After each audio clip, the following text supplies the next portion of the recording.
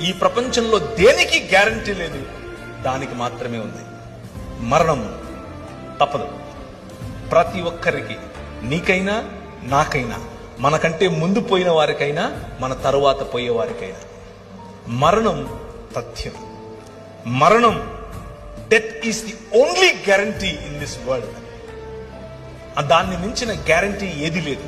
కానీ దానికంటే better guarantee ఇంకొకటి ఉంది.